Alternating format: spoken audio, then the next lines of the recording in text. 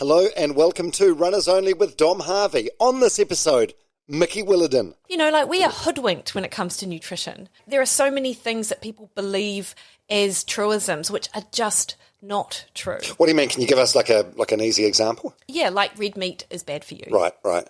Like we should be eating 5+ breads and cereals a day. We should all be having trim milk.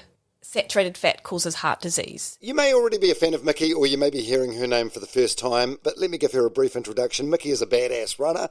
She's run a 2-hour 55 marathon. She is also one of the most respected nutritionists in the country, with a PhD in food and nutrition as a souvenir of her 9 years of study. 9 years.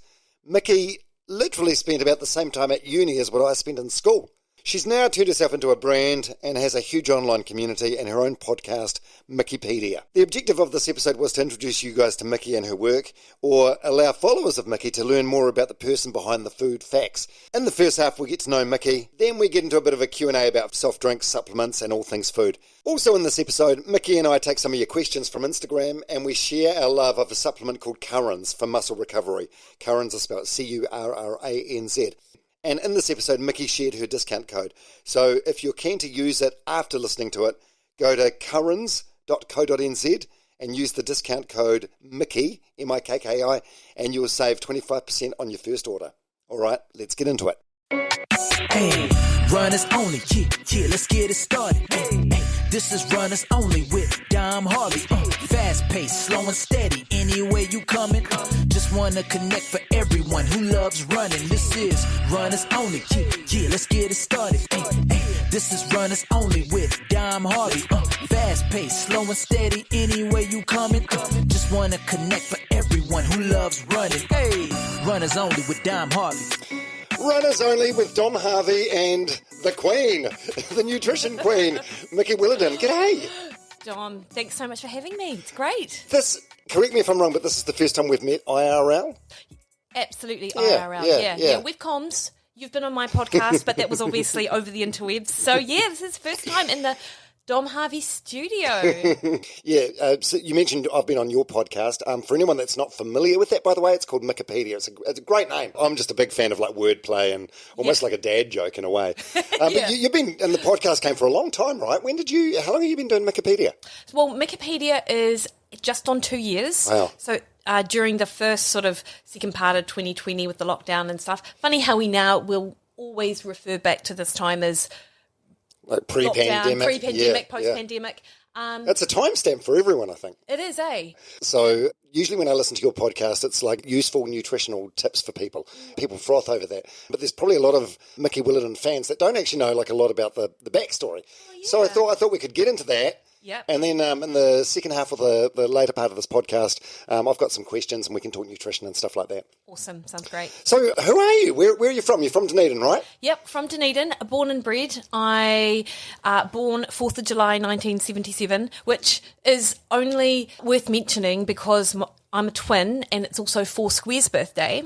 And my mum she won a competition and got 720 cans of baby food and nappies and a dryer, which was amazing. So anyway, yeah. So why 720? That's a random number. Isn't it like no? I like something at 365 plus 365 is enough for. Yeah, a year's worth. Right. Yeah, okay. There you go for two of us. Yeah. So you're twin brother or sister? Twin sister. Identical? Nah, very different. Right, yeah, right. Very different. So I grew up in Ravensbourne and it was the place, love Ravy, but it was sort of one of those, that's where all the young parents went because it was cheap to live, etc., etc. Grew up in Dunedin. I went to Logan Park, studied at Otago University. So I studied a BSc in science, in human nutrition, and also phys ed as well. When you were studying in Dunedin, were you living at home or did you get the full Dunedin student experience? Half and half. So I moved out when I was 18, but lived with my boyfriend because that's what, bogan couples do when they're teenagers. Were you a bogan, were you? I was from Ravensbourne, total bogan. I don't know the suburbs of Dunedin that well. Yeah. Is that? Why were you a bogan? Literally because it was a bit of a bogan suburb, and my brother was a bogan, my sister was a bogan. It was sort of like it was genetic. It runs in my bloodline. So you never had a chance. Yeah, exactly. But it was only I moved out when I was 18, but I got into phys ed in my third year of uni, and I think that's when I really started having that sort of more classic university experience. I didn't burn couches, though, because I am a bit of a geek. So it's sort of like... You're the worst bogan ever. I know. You're like a fake bogan. I know. A fogan. I was a bogan. Funny story, which I thought it was funny. In that year, we did go to a bogan party where you had to dress up as a bogan. And, you just wore your own clothes? Well, we dressed up as bogans because by that time I had sort of, formed my identity. Yeah, exactly. Went to this party. We were one of a couple of us, and we were one of about 6 people who we appeared to be dressed up as bogans. We were like, oh, it's a bit stink. Next day, saw those other people still wearing bogan outfits. They were clearly just bogans at the party. And we were the only ones that were dressed up. Quite funny. But anyway, so yeah, I did have that sort of experience as a student. But as a geek, I never then went on and went to do an OE or didn't go to London like everyone seemed to. I stayed on and did my master's in nutrition. But then was super unhappy and thought I sort of stuck it out for 18 months and then went, oh no, I think I'm going to have to quit this. Interesting though, when I chatted to my advisor at the time, amazing man, Professor Jim Mann, in fact, and he said, Mikki, no one ever quits a PhD. And then I leave, and then I realise that 50% of people quit their PhDs. What was he on about then? He had no idea. Or he was using some sort of reverse psychology type, but happily made that decision. And that I think I might have been about 24 at the time, and then had to find a job. So I found a job. What year are we talking now? Was nutrition a big thing then, or it feels like it's exploded in the last decade or so? But yeah, I feel it has exploded. It wasn't a big thing necessarily. I mean, you had your Nikki Harts. There was Nikki Hart, Ian Hellemans, and Dr. Cliff Harvey. And I like literally 3. Yeah, the 3 that are top of mind, Yeah. You're going to have the market covered. I know, now right? It's saturated. It's totally... In fact, like I was even on Instagram yesterday, and I come across this guy in New Zealand who has got like a gazillion followers. Never heard of him yet. A nutritionist, so you're absolutely right. He probably bought them. Bought some bots from India or whatever. Maybe. So now you and I are similar sort of age. So what was your food like growing up in a, I suppose, average, ordinary, middle class Dunedin household? Were you like lunch and sandwiches on white bread and jelly crystal sandwiches on a treat day? Oh yeah, great question. So it wasn't luncheon for us; it was Belgium. What's Belgium? It's actually luncheon, but for whatever reason, we called it Belgium. Belgium and tomato sauce sandwiches. Right. Yum, you did have that. Yeah. It makes no sense. By the time lunch rolls around, that tomato sauce, it's a soggy mess. It really is. However, what I used to do, we didn't get the treat jelly crystals, but I had a friend who had chocolate chip sandwiches. So her parents were from Holland, and she had them every day. And for whatever reason, she hated them, so we used to swap. But no, my food was very standard Kiwi. It was wheat bix or porridge, margarine because it was cheaper than butter. We had Bournvita and not Milo. And my dad was actually interested in cooking, and my mum was a terrible cook. Interesting though, Dom, so I sort of came to running as probably a third former. I remember by the time I was 17 or 18, it was just really Dad and me at home. Everyone else had moved out and my parents had split. And my sister was 50-50, my young sister. And I would... What do you mean she was 50-50? With Mum and with Dad. Oh, okay. And were you solely with... Dad, yeah. Right. Yeah, Why's that? Well, my mum... So my parents split up, but... She didn't say this at the time. She was just like, oh, I'm going to go look after this, because she worked at a rest home, in a war veterans home, and she became close to, and he became like our granddad, this gentleman. He was lovely, and he wanted to move out of the war veterans home. So she said, I'm going to look after Dusty full time, so I'm leaving home, basically. No, that was when I was 17. Do you think your parents sort of waited? Yeah, good question. I think I wonder how many parents do, I think that they probably separated in their heads well before they actually separated, I mean, they were working shift work, Dad was early, Mum was late, was that kind of... Yeah, ships in the night. Absolutely. So they still got on fine, but we're living quite separate lives, I think. Yeah. Yeah. Because I bring that up because it was a similar thing for mine. So I'm one of four. I'm the second from oldest, and Mum and Dad like hated each other. It was a really unhealthy relationship. There was a lot of fighting in our house, a lot of shouting, and you grow up thinking that's sort of a normal relationship. And then when you grow up and develop your own, you realise, you can actually have a relationship. But Mum said for years and years and years, as soon as Charlotte's old enough, I'm leaving your father. and we're like, okay, whatever. And then sure enough, when Charlotte was old enough, Mum and Dad broke up. Oh, interesting. See, there was no declaration like that. There wasn't. I mean, there was the time that my dad left Mum in Timaru on our way back from Blenheim when we were young, like they just had an argument or a fight or whatever. I mean, he picked her up about 200 metres along the road. That is a weak protest. Yeah, I know. But so it wasn't a surprise, but it sort of was at the same time. And for a while, I felt like Mum had sort of abandoned us, to be honest. And so, but I'd always been as well my dad's girl. Like a lot of like my siblings were much more sort of like my mum, and Mum and I mean, we absolutely love each other, but we are alike in ways which make us sort of butt heads. Friction, yeah. Whereas Dad and I are just sort of alike, and it's much more easier. Yeah. But in terms of food, like we used to on a Saturday night, it was I'd go out for a bike ride of about 20 kilometres, and then I'd come in and we would literally split, those 500-gram packet of spaghettis? One of the long ones. Oh, yeah. Did you used to eat them raw sometimes? Oh, no, that was 2-minute noodles. All right. It was an easy lunch as a teenager. We would split, we'd have half each, like a whole packet, but also we'd get one of those French rolls from the supermarket and have garlic bread, and we'd have half of that each. How do you fit that much food in? I do not know. Yeah, but it sounds delicious, though. It actually was. Like, I'm thinking about it now, and it is taking me right back to being, like, 17. Yeah. And how are your parents now? They're living separate lives, but they still get on okay? They are, like, best mates. Oh, I love that. I know. So lucky. Like, my mum has had another husband, and now she has a companion, would you call it? And my dad just has happily sort of gone on, sort of as a single man. But everyone's in Dunedin, and they always get together for sort of family get-togethers every fortnight. And oh, that's so cool. Yeah, they always look out for each other, which is lovely. So I had Nikki Kay on the podcast recently, the former deputy leader of the National Party, and her parents broke up when she was 7. She said they've maybe spoken 2 or 3 times since then.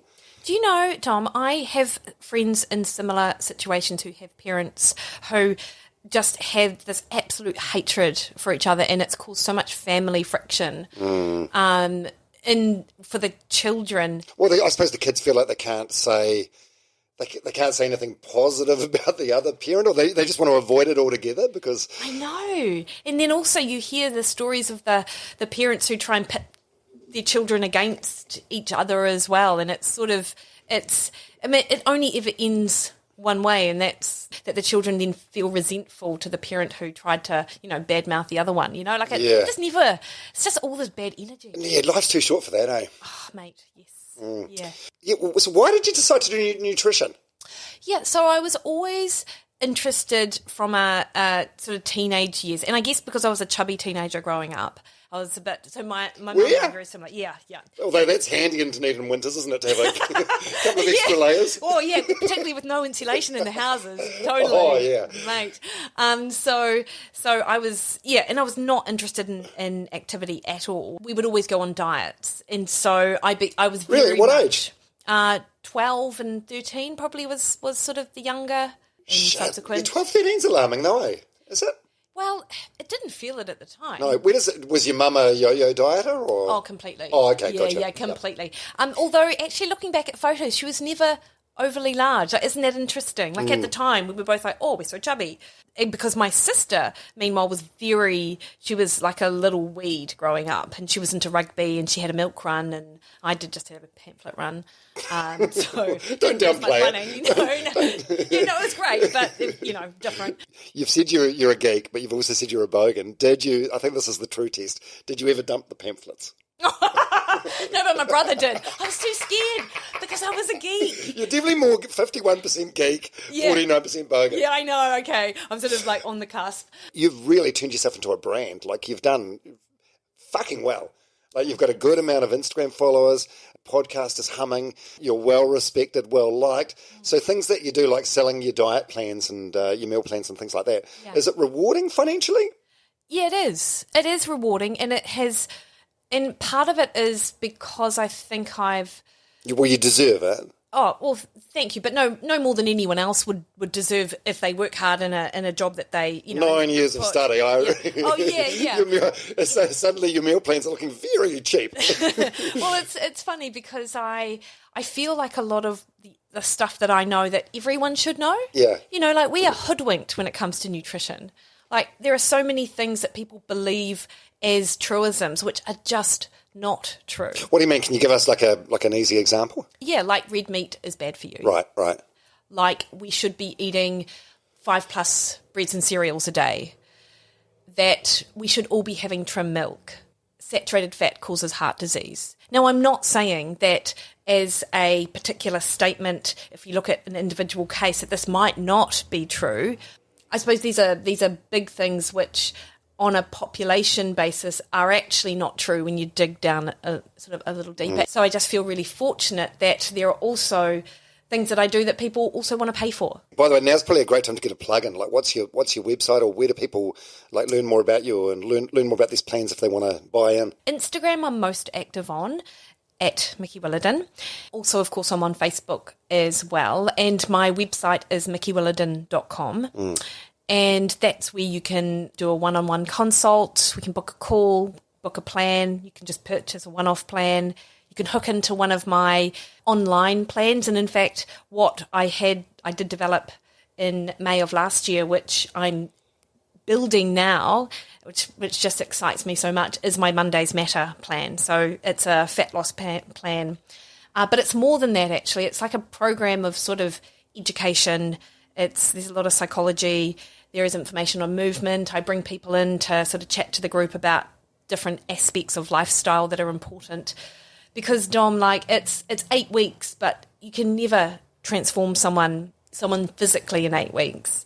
But you can certainly transform the way they think about food and how they feel about it and how they feel about themselves. And there's a really great Facebook community that comes with the plan. Yeah, well, it's a massive community that you formed, isn't it? And you must be so proud of that. I am, and it's I am one small element of it. It's the people that are in the community are what make the community, and that's what I love so much. It's like you and your podcast, like you've gone from DJ to Dom Harvey.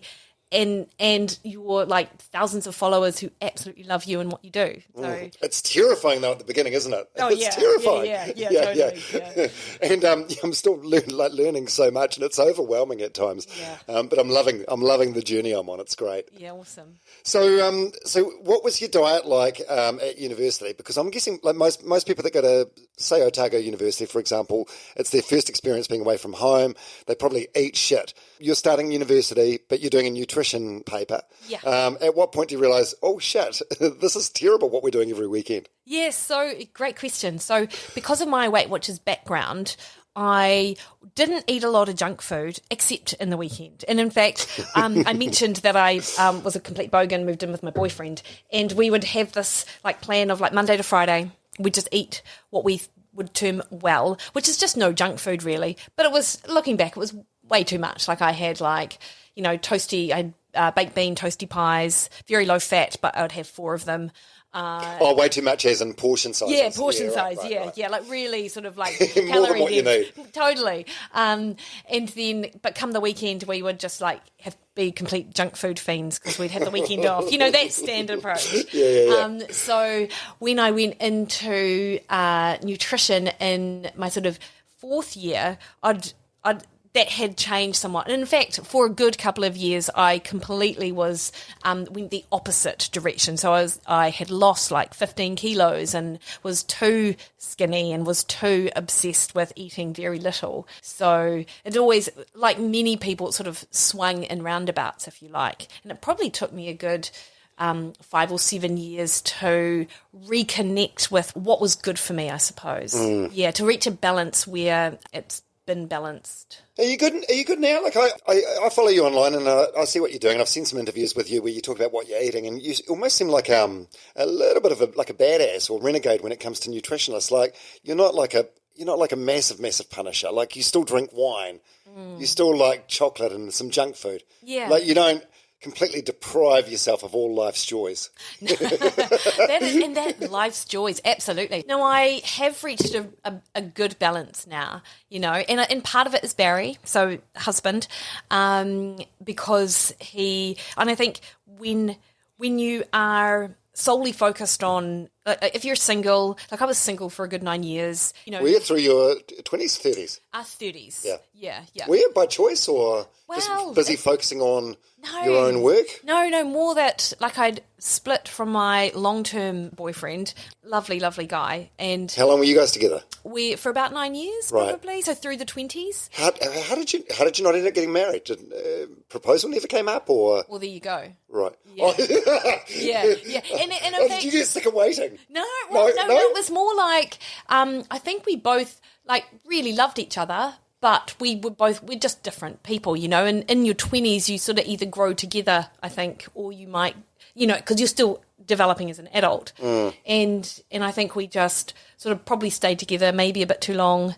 Like convenience? Or do you think you both knew that it wasn't going to be forever, but it was just... Well, no, I think we were both happy enough sort of coasting along, and then suddenly I wasn't happy coasting along, and you sort of want direction, and there was none sort of offered. So I'm like, well, if this isn't going anywhere, then what are we even doing?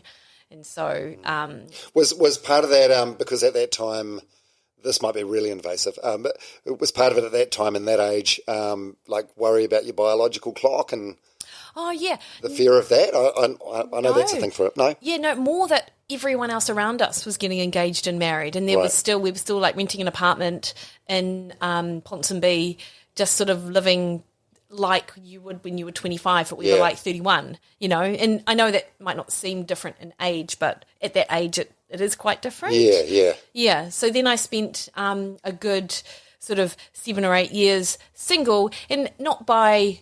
I mean, I of course had a smattering of boyfriends, but never any that really I was interested in enough to, they all just fizzled, basically. And then met Barry through, modern technology.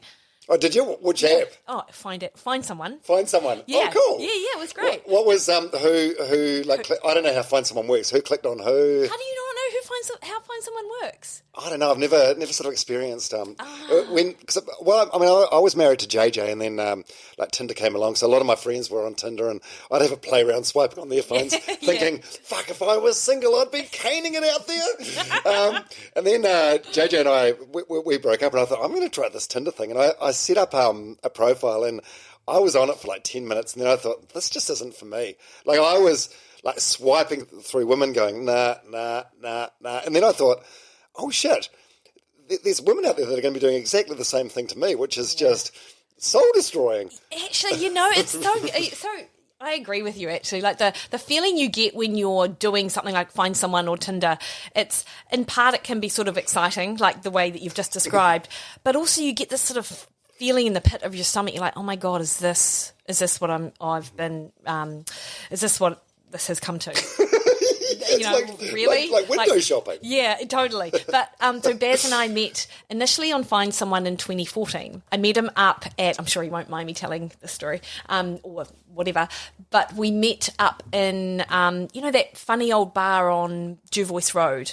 Yeah, that's the only one that I could think of to sort of meet him at, because he lived in Howick. And I had my wine, and I sat down, and then he came in and grabbed a wine. So I immediately went, oh, this guy gets wine. He's he loves craft beer, but he got a wine, he sat down and he started talking, and I'm like, oh, it's like I'm talking to someone from Coronation Street. Was he very English? Yeah, he's English, yeah. But we just got on great. But at that time, I was living in Birkdale, and he was out in Howick, and I think it was more me than him, because I was like, I don't know, he's a nurse, he's got kids, he lives in Howick, like all of these barriers, because I'd been to Howick twice and cried both times because I couldn't get out, like didn't love the suburb. And it was like on brief meetings. I'm like, how am I going to handle having a boyfriend out there? So after about 6 weeks, petrol was cheap back then. Yeah, that's true. It's true. But have you ever been out east? Like, it's like you're going to Hamilton, Yeah, it's a long way. It is. So I called it quits after about 6 weeks. Oh. But I had always sort of subsequent, and there was no reason. And then subsequent to that... Were you just busy, you think, creating what you have now?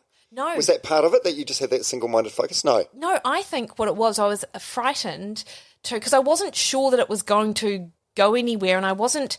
Like, I'd seen lots of friends just stay in relationships for too long because they were scared to be single. Yeah, and I suppose you'd already been through that in your 20s with that other long relationship you had. Yeah. So do you think subconsciously you're like, I'm not going to do that again? I think so, because that had always been my thing, was like, well, there's no point, I'm not going to pursue something that doesn't feel really real. Yeah. So there's no point. But we sort of kept in contact for, just over a random text or whatever, and I was thinking, oh, he's a nice guy. It's a shame it didn't work out.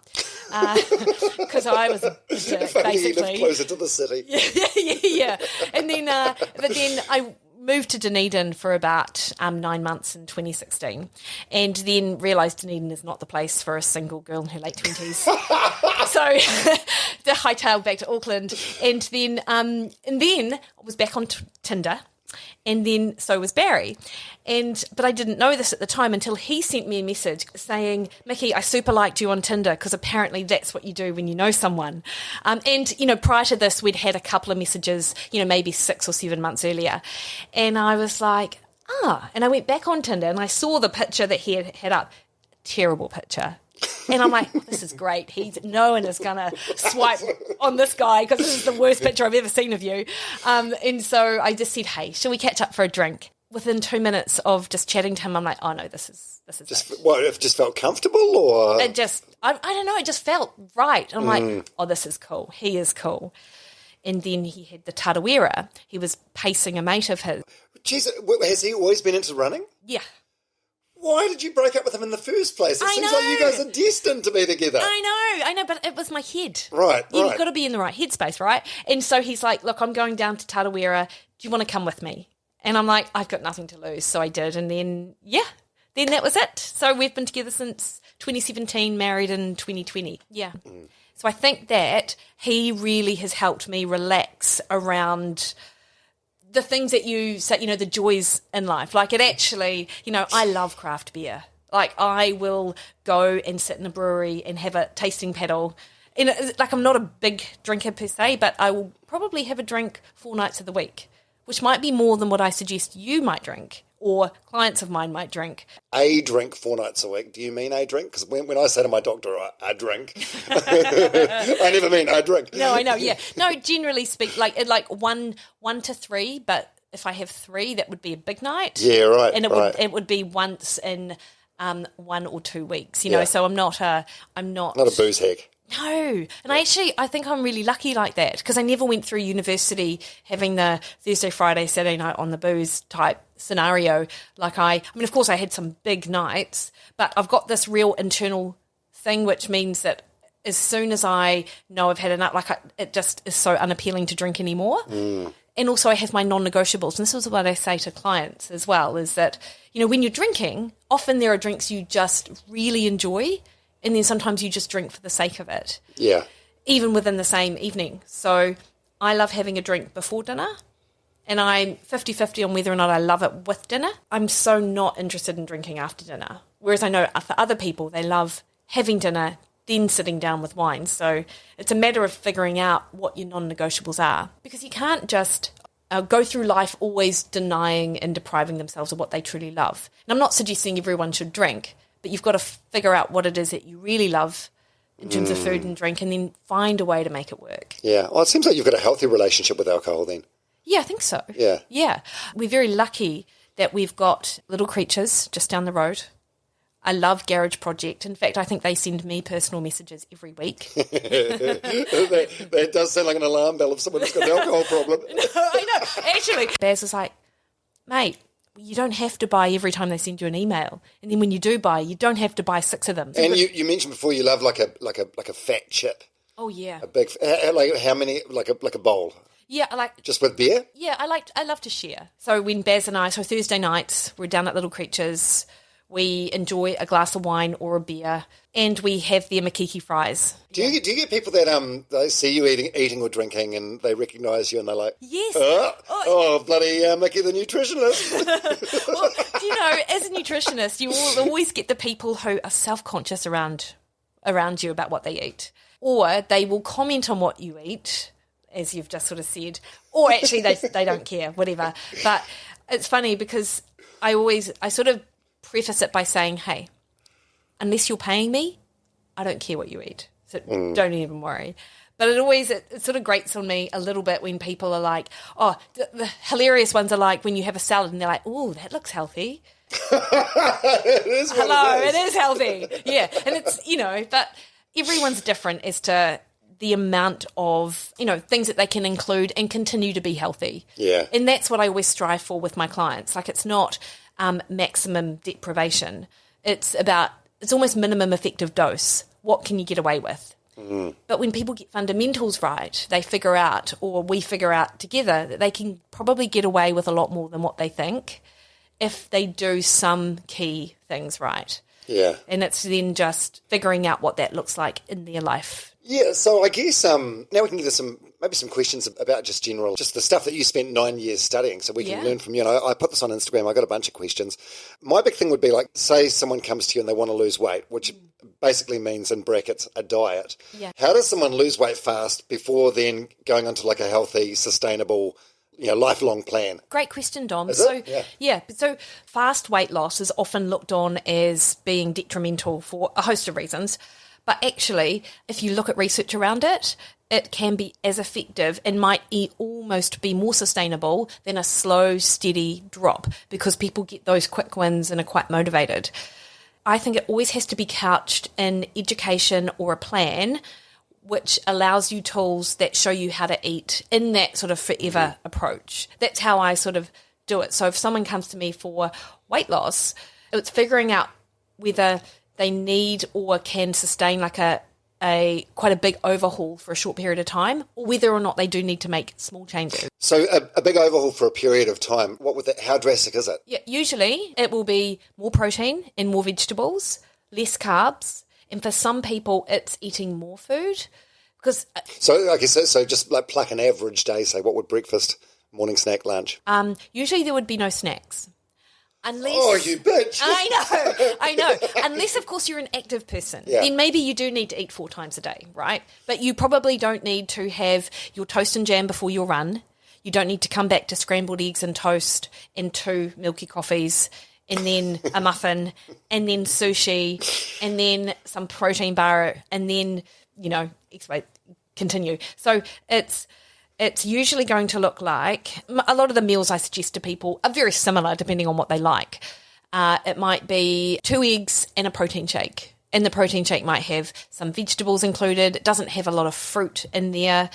Why? Because of the sugar? Yeah. I say that, but it does depend. Like if you've gone out for a run, then yes, absolutely have carbohydrate in your meal when you come back, because that'll help your muscles replenish, right?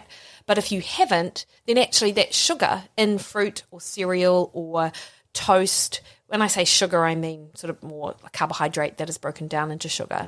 That'll just spike your blood glucose, and that will then subsequently lead to a crash later on in the morning. So your 10 a.m. snack is sort of governed a little bit by the fact that your blood sugars have crashed and not necessarily that you need calories. So we always sort of start with good protein and a bit of fat and fibre, like vegetable fibre usually. And I have like breakfast bakes that I suggest people make. I have like protein smoothie bowls because I love the convenience of protein powder and a shake type thing. Yeah. But texture is really important. So you chew something, so your brain gets that signal that you've eaten something. So I like to have like a smoothie bowl that has a bunch of other sort of like, might have zucchini if they're not $18 a kilo, or it might have carrot or pumpkin or something like that in it, or cauliflower. Oh, that sounds disgusting. Have you tried it, Dom? No, I haven't. I haven't tried it. You should. I should challenge you to a week of Mickey eating. Yeah, all right. I'd give it a go. Yeah. Okay, awesome. There is that saying, "Don't knock it till you try it." Yeah, that's 100% true. And in fact, when I sort of talk people through the type of dietary approach, the response is not too dissimilar to yours. But all it takes is to try it to see how different you can feel. So then lunch would be, it's nothing, it's not rocket science. I'm sure you could probably tell me what lunch is, like salad, protein, maybe a piece of fruit, maybe not. When you say protein, what do you mean? You'd want either chicken or beef or pork or lamb or eggs, and you'd want a good sort of 150 grams cooked of those particular foods, or 3 eggs. It's because of the protein quantity and quality that you get in those foods. So, but 130 grams of chicken is about 40 grams of protein. Okay. And as we age, Dom, our brain, we start to need more protein at each meal to get the signal that we've got enough of those amino acids on board to help stimulate muscle protein synthesis and to produce neurotransmitters and a whole host of things. So protein and vegetables would be my sort of lunch go-to, and most people would probably understand why that is. And then dinner wouldn't be too different, to be honest. I generally advocate a lower carb approach for most people because most people default back to carbs because they're really convenient. So it takes work to do things differently. But also, you have to recognise that it's what you do typically that makes a difference. What you do most of the time. Of course. Yeah. So when, I have chips and I drink beer and I enjoy chocolate and things like that. But, 80% of the time I'm eating the way that I've sort of just described to you. Yeah. Yeah. Okay, so that's good. So you do a drastic diet like that for a while and then you can resume a slightly more normal one. Well, okay, and that's what's got to change as well. So it's the mindset. Because you've just said that that's a drastic diet. And actually, no, Dom, that's not a drastic diet. I feel like I'm being told off right now. I know, that's that like 10 years of being a lecturer. I'm so sorry. No, that's deserved. But you get that the way. Yeah. So all the while, so it's more than just the diet, and this is what I do with the clients. It's a mindset shift, and you got to think about why you're doing it. And the great thing is, though, is that when you eat the way that I describe, suddenly you don't feel like you need a snack. I mean, you could eat, but you're no longer desperate for it because your blood sugars have just crashed. Your recovery from training is so much better because you've upped your protein significantly. You feel more satisfied with your food, but you do have to do things to make it tasty because all of the processed food in the supermarket, they've got people designing the flavour. I can't remember what they call those people, but they get paid millions of dollars to create the exact flavour and texture that signals to your brain that you just want more of it. Yeah, I think Flavor Flav is what they call them. Yeah, there you go. There you go. That's it. Now, one thing that we didn't really discuss is your running pedigree. You're a bloody good runner. Like you're faster than what I'll ever be, and you've got a number of marathons under your belt. How many sub-3s did you do? Oh, I've only done 2. 2. Yeah, Sydney and Auckland. Just the one. I'm one and done, baby. Oh, yeah, but I think your sub-3 was better than mine, wasn't No, it? I did a 2:57. Oh, okay. So but anyway, comparison is the theft of joy.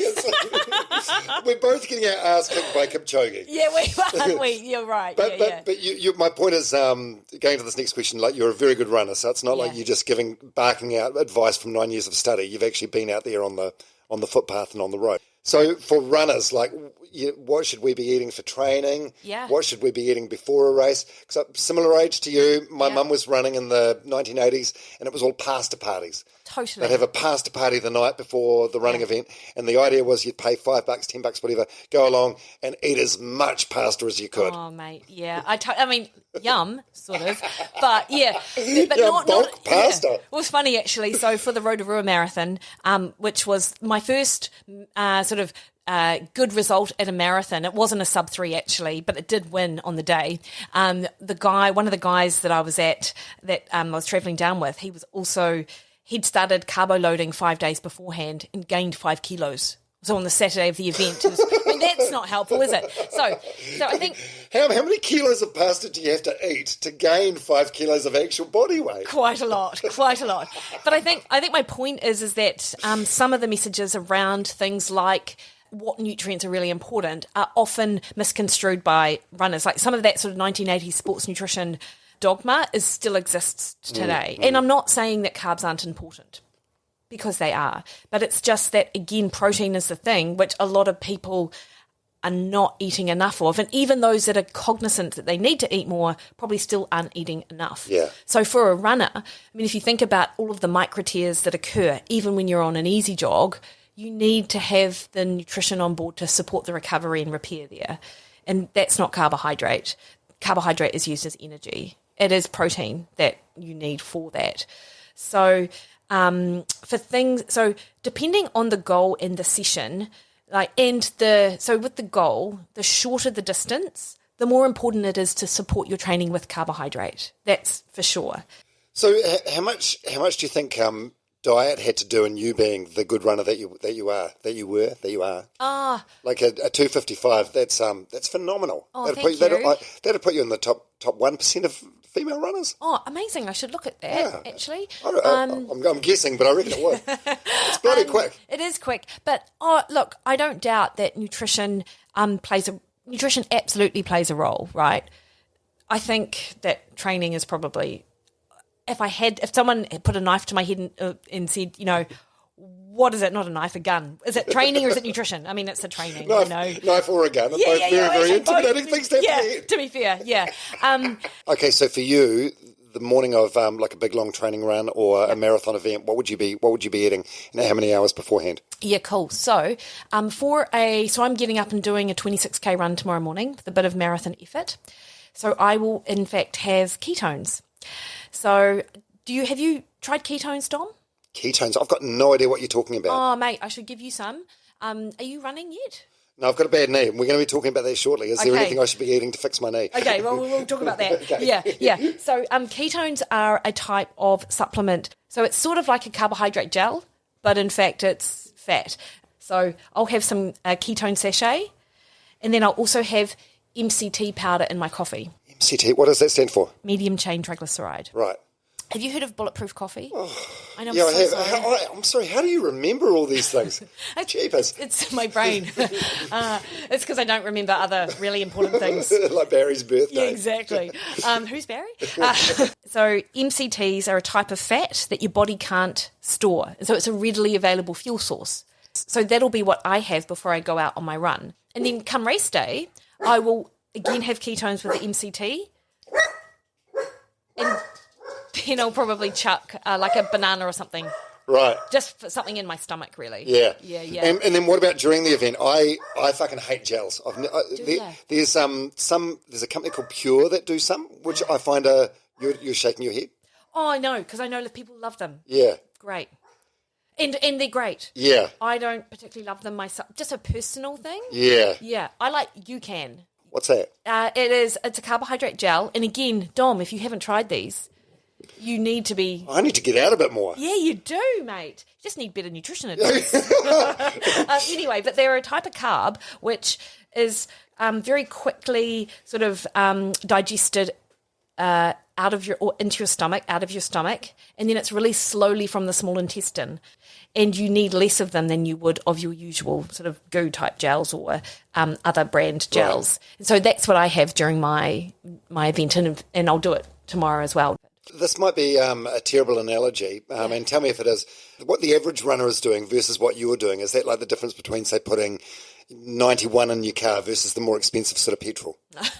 Yeah, that's not a bad analogy, to be honest. Yes! But I'm not saying that what people are doing are wrong, but a lot of people miss that fundamental piece of the puzzle, is that your carbohydrate stores are your limiting factor in the longer events. And look, we need carbohydrate for anything shorter than a marathon. And of course longer as well, but we can then rely on other things sort of the longer you go.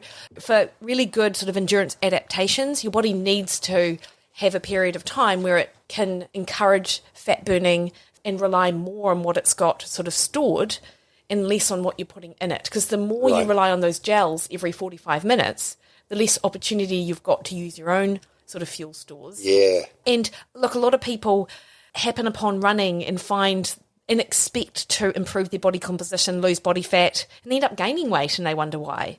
And often it's the fueling aspect of it. Is that the saying, you can't run away from a bad diet? You can't outrun a bad diet? You can't outrun a bad diet? Yeah, a little bit, yeah. Okay, so I've got this knee injury at the moment and I'm rehabbing hard out. It's made me realise, and I suppose this is a positive, it's made me realise how I've taken for granted running pain-free for so many years. Yeah. So when I'm back running again, I'm going to definitely not neglect the things I've been neglecting, like strength training and whatnot. Yeah, nice. But is there anything I should be eating or doing to, first of all, help myself recover and then make sure it doesn't happen again? From a nutrient macro standpoint, definitely looking at your protein, Dom, that would first and foremost, because you need the building blocks to help restore your, musculoskeletal tissue.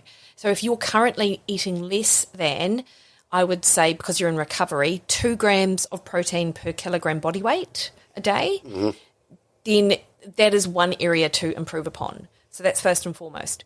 Injury specific, you take 20 grams of collagen and about 50 milligrams of vitamin C, which is super easy. You just have one of those tabs. Yeah. You have it an hour before doing any of your rehabilitation work. That has been shown to help accelerate repair and recovery. So you can buy collagen peptides super easy. But my point is, that's what you should be doing. And if you're not doing it now, you need to start. And it needs to be about an hour before your exercise, because that amino acids will peak into your bloodstream and go. So that's one thing. Glucosamine and chondroitin, I'm sure you're all over that. Well, I don't know what you just said. Oh my God. Okay, supplements, which we know helps more with sort of osteoarthritis type conditions.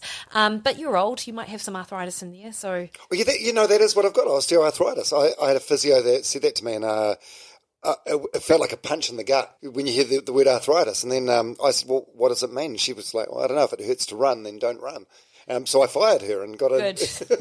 And the physio I'm with now, Chris, she was like, man, she goes, the amount of patients I see that are over 40 that have osteoarthritis, she goes, it's not a death sentence. Totally agree. Okay, so what was the thing you said? I got to write this down. Yeah, glucosamine and chondroitin. I'm never going to be able to spell that. No, that's right. I'll email it to you. Okay. That's easy. And so there have been studies to show it helps osteoarthritis pain. But finally, 2 other things. One is fish oil, or more particularly something called SPMs, which are specialised pro-inflammatory resolving mediators or something. Well, you've got the most boring acronyms. I know. And as I'm talking, I'm like, shit, is this really boring? But curcumin as well. So SPMs and curcumin, and particularly on days where you feel more inflamed, you take them. That's good to know, and not just selfishly for me, but I suppose for anyone else that's dealing with running or recovery injuries. I put on my Instagram page that you were coming around here for a chat, and there were so many people that had things they wanted to ask you. One of them in particular from my friend Benny, he said, I've heard Mikki say that runners should be taking creatine. What are the benefits? So many benefits. So from a running perspective, helps with recovery, helps your bones, helps your muscles. It helps with sort of producing power and strength. So as runners, we need to be strong. As you've said, get back into strength training. So it will help us in the gym. And then from our brain, helps with our brain function, helps with our cognition, helps prevent depression, so much. Right. Yeah, everyone should be taking it, runner or not. Right. Another one from Benny, the creatine guy. He said, same question, but about the supplement Currans. I'm familiar with Currans as well. What are your thoughts on them? I love Currans. And in fact, I sort of happened upon them when I had a friend of mine reach out about 3 years ago. And he was like, Mikki, have you heard about these Currans? I started taking them because I've got hay fever. His hay fever completely resolved after taking Currans. And then, when I posted about this on Facebook, all of these people said the same thing. The Currans supplement is made from black currants that are they're grown in New Zealand, and it's a particular thing in the climate whereby we have super cold winters, but really hot summers. And they sort of increase the amount of this phytochemical called anthocyanins. And that's what makes them good. It's this phytochemical which helps improve our antioxidant capacity, improve our ability to resolve inflammation, improves our neutrophil function. Particularly in athletes, they show that, you take a capsule of currans for 7 days and it improves our ability to recover from like a 30-minute exercise. So you've got that. So it helps improve your neutrophil function or your immune function, which is super important because if you can't consistently get up and train the way that you need to, then you're never going to get to the start line as fit as you can be. Yeah. But if you can take supplements and arrange your diet in such a way that you recover properly and you're able to hit those sessions the way that you want, then you're always going to perform better, right? Yeah, absolutely. So my experience with currants, they just sent me like a free few packs. I did this charity event maybe 3-4 years ago, where I ran 5 marathons in 5 days. Yes. And in the lead up to that, they just sent me a package out of the blue saying, hey, you should try these, they might help. So I thought, whatever, I'll give anything a go. Yeah. So I tried them. I got through the 5 marathons in 5 days, which is like 210 Ks over 5 days.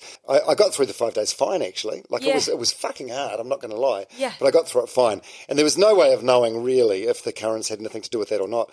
But I've been taking them ever since, and for long runs and stuff, they definitely help. They definitely do. And I'm a skeptical prick when it comes to a lot of like supplements and things like that, and I reckon there's placebo effects. So if I take something and there's not a noticeable difference, I assume it hasn't worked, which is probably quite a negative way of looking at it.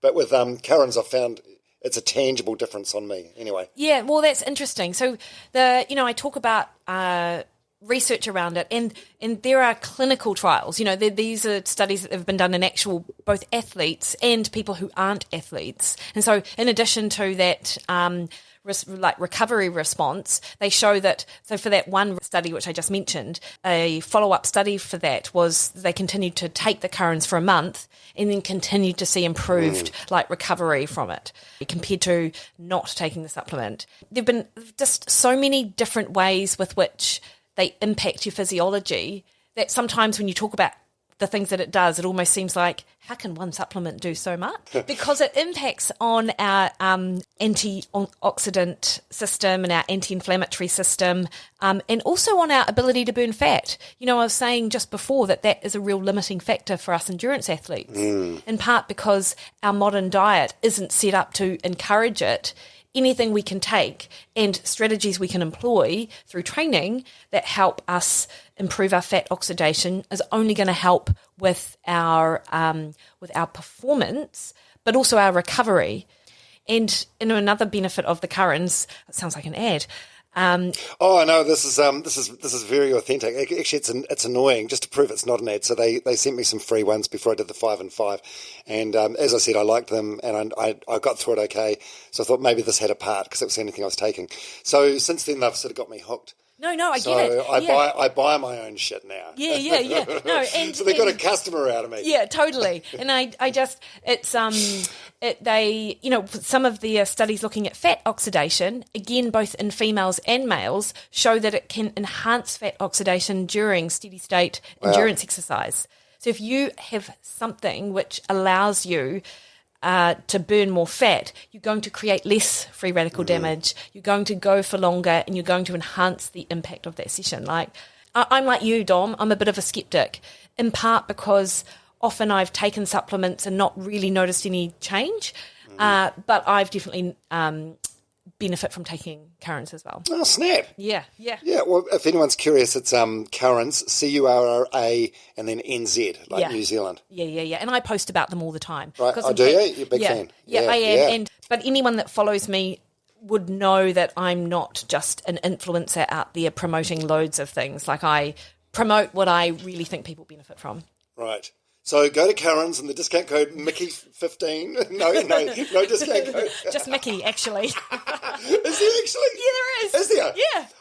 Have you got a discount? I'm going to start using your fucking discount code. Oh, mate, you should. How much? What do you save with Mickey? Oh, well, you save 25% off your first order. So, hey, you're probably out of that now. I'm going to set up a fake email address. Yeah, so Currans, Curranz, and what's your discount code? Mickey. M-I-K-K-I. M-I-K-K-I, yeah. Right, all right, get amongst it. Someone, Holly Gregg says, why all the hype around protein lately? So I think What is it? I've missed this. What's the hype around protein? in that how important protein is. But I feel like protein's always been... Yeah, and it has, but I do actually feel like often there's this, there are two camps, either eat your carbs or don't eat carbs, eat fat.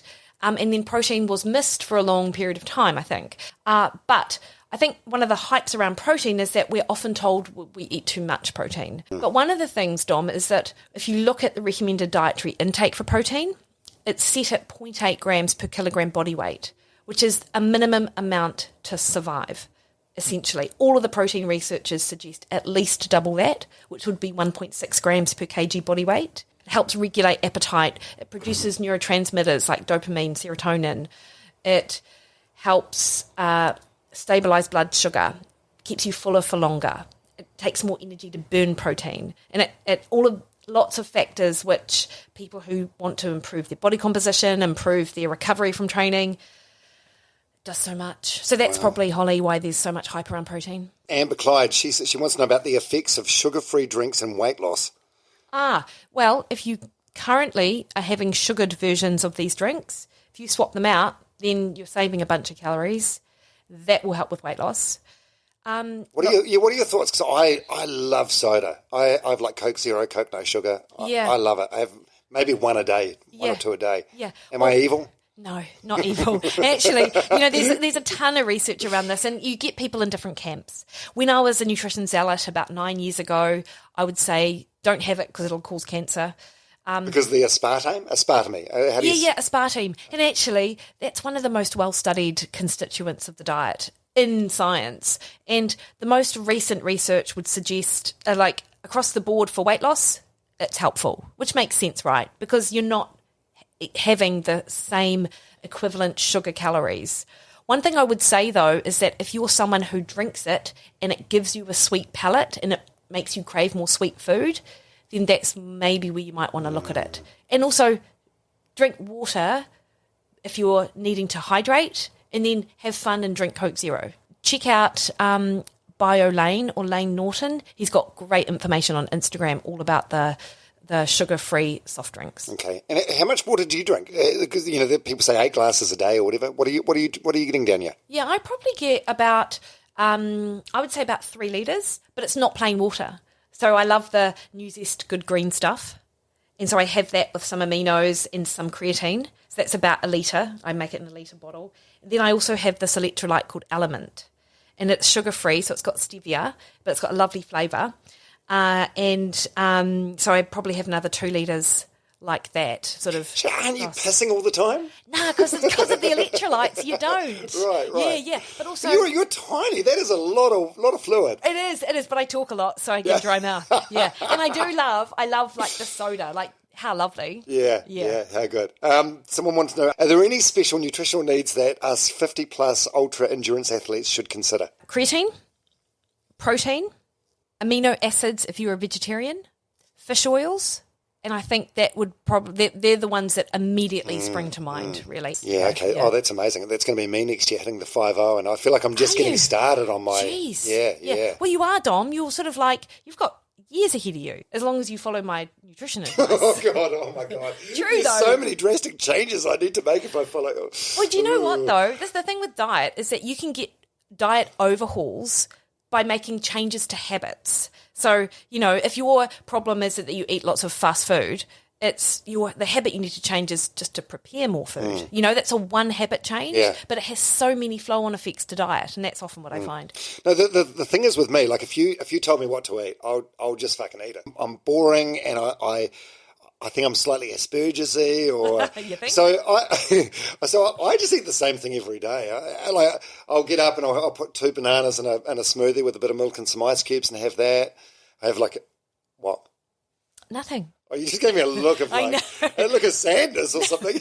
Then at lunchtime I'll go to New World next door and I'll get maybe a bit of ham and cheese baguette or something from the display case. Then in the evening, every night I could have just broccoli and something else. Broccoli and salmon or broccoli and steak. Yeah. I hear that, Dom, and I just think there's so much opportunity for you. How great is that? So much opportunity to improve and ensure your running excellence heads into decades. Yeah. A lot of people, when they get to sort of our age, like late 40s, 50s, they're sort of winding down the clock. And I heard a podcast with Gary Vee, who's a real motivational guy, who I really, really like. And he was like, imagine a sports team when they get to half time. They're not like just winding down the second half. They're just gearing up for the second half. And that's the way you got to reframe it. Yeah, you do. Everything in life has to be reframed as what opportunities are out there, you know? Like, my mum, love her to bits, and I hope she doesn't listen to this, but she... What are the chances? Yeah, you're right, actually. I remember her saying to me adamantly last year that she wanted to live to 103. How old is she now? 67. Right. Why 103? Because we have an uncle that did. Okay. Yeah. And I just... Competitive. I can see where the competitive streak comes from. Exactly. But I sort of felt a bit sad because I wondered whether her wanting to live to this ridiculous old age, because to me that's way old. Like, I don't want to live till I'm 103. You'd be so bored, eh? I know. You'd be waking up every morning going, I'm still here. Again, I think my nana was like that. But Mine was as well. Yeah. She was like 86, 87, and every time I said goodbye to her in Levin, I'd be like, see you next time, Nana, and she'd be like, God willing, Dom. But she was ready to go. She was at peace. Yeah, my nana was the same. But I sort of wondered whether, in part, she sort of made those comments because she felt she hadn't really lived the life she wanted, you know? And also you need to make the most of your late decades, I think. I feel like I'm gearing up now, and I felt sad that my mum sort of was like, I really need to live for this extended period of time because I haven't really done what I really wanted to do in my life for the first 40 years, so I need another 40. If someone's made like some quite unhealthy lifestyle choices through their lives and they're sort of in their 40s now or whatever, is it too late to make a change? No. Never too late. Never too late. Oh, that's encouraging. Yeah, like if you, like the great thing with Instagram, right, is there are so many illustrations of people or examples like Joan who are like 85 and they are gunning it in the gym and they are just killing it, crushing it in life. And yes, there are things that you can't change. You can't undo, damage for a host of things, let's say, but you can always improve. And there are always examples of making change and feeling better, doing better, being stronger and more fit and more capable and more confident. You just, until you die, then it's probably too late. Yeah. Well, it is. It is too late. Yeah. Because my mum, she was a smoker, loved her durries till about maybe, I want to say 55. And then pressure from the grandkids got her to stop. Now she's 71 and there seems to be no adverse effects whatsoever. She's still running marathons. And it's amazing. And I think that like the research shows that your lung capacity and stuff actually does, like it takes some years, but you can really recover from however many years of smoking that occurs. Yeah. We'll wrap this up now, but the best way to follow you, engage with you? Would be Instagram probably, at Mikki Williden. Yep. And you've got a link tree there as well, haven't you? So I do, you can follow your meal plans and do whatever you want. Exactly. Because you've done so many years of research and so much work, and we can all benefit from the stuff that you've learned. Oh, thank you, Dom. And the great thing is information is so available, So anyone could be sitting in this chair, have done exactly. Loads of people are like me. Yeah. Yeah, but loads of people are also like me and just get our information off Facebook. So yeah. Well, Dom, thank you so much for having me. I really appreciate it. Yeah, hey, thanks, Mikki. Great to finally meet you. And you mentioned earlier, one last thing, you've got a 26K run tomorrow. What are you training for? What's your event? Queenstown Marathon. I want to do a Boston qualifier. So you're 45 now. Yeah. What demographic are you in? 45 to 49? Yeah, it is. And actually it's 350. So I'll do the qualifier, but I want to try and get between 320 and 330, which for me right now means I have to train because I don't want it to be on the cusp of I have to rely on the fact that no one faster will take all the spots. So yeah, because it's like a priority queue sort of thing. Yeah, it is. Have you done Queenstown before? Yeah, love it. Do you? Done it twice. It's amazing. Oh, flat. But you go to the airport, you wait by the baggage carousel, and there's those signs saying Queenstown Marathon, flat out beautiful. Oh, I know. Bullshit. I know. I love the way they do that. I read that Do you and think I laugh. that's a joke? Yes, gotta be. Yeah, flat out spectacular. And I'm like, people are going to think it's flat. So not flat. Well, there's one hill there, I think it's on the edge, just as you're leaving Lake Hayes, and it's not a long hill, but it's the steepest fucking thing. It is. It's like you may as well walk up it and conserve a bit of energy. Haven't they taken that out? Have they? Didn't they? So I've done it twice. Because of false advertising, Yeah, maybe. maybe. And I remember seeing the sign and it said, "You lucky bastards, we've taken this out. You just go this way this year," or something like that. And I'm like, oh, thank God. But no, I'm looking forward to it because it's always such a great event. It's a fun weekend. Yeah. And where will people find you afterwards? Eating your duck fat chips and Yes. Winnebagos? Yeah. Oh, no. States Ale House? Searchlight Brewery. Searchlight Brewery. Oh, you have got a place. Oh, yeah, I do. It's like so many great microbreweries down that area. Yeah. Amazing. And then, okay, so assuming you qualify for Boston, then you'll go to Boston 2024? 2024. Yeah. And then in between times, I just decided last night I'll do the 20 mile at the Wild because that's easy. It's fun. I'm not saying it's an easy 232. People are going to hate you now. No, I You've don't lost mean the that. room. I know. But Tarawera 102 is my next big one after that. Oh, the 102Ks? Yeah. Wow. Yeah. When? Next year? Yeah, February. Yeah. And then there's a double, Dom, at the Gold Coast.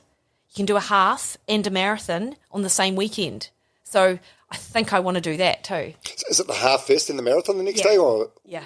Fun, eh? Oh, that's interesting. Yeah, my mates, they did it this year. And this sounds like a great weekend, really. To some people, it sounds like a nightmare. Yeah, but not your agree. listeners. Not Lord. They'll love absolutely. it. Yeah. You know, there's so many good events out there, and so many good experiences you can have. All right, Mickey, you need to help me fix my knee, and then I'll see you on the Goldie. Yeah, awesome. All right, hey, thanks so much. Great to finally sit down with you. Love your work. Yeah, thanks, Dom. Thanks so much. Thanks very much for listening to another episode of Runners Only with Dom Harvey. I really appreciate having you along for the journey. I like to think it's getting better. There's the occasional week where I think it's gone back a bit, 2 steps forward, 1 step back. But I appreciate your persistence as I learn the ropes with this podcasting game. Also, if you don't already, hit the subscribe button because apparently most people don't. And I don't know what difference it makes, but it does make a difference. Thanks to all of you who have left reviews online or given the podcast a 5-star rating. Honestly, a shit ton of work goes into this, and because I'm still learning the ropes, there are days and weeks when doubt creeps in, and I wonder if I'm doing the right thing. On those days, reading those comments and reviews, it really does mean a lot, and it snaps me out of my imposter syndrome. Here's one that was left on the Apple platform. Love this podcast, and I'm not even a runner. Dom is a great interviewer, and even the guests I know nothing about are so interesting. Keep up the great work. Thank you very much to the person that left that. If you want to message me anytime, my email is domharveynz@gmail.com, or you can message me on Instagram. DomHarveyNZ is my Instagram handle. All right, thanks for being here, and hope to see you next week on Runners Only with Dom Harvey.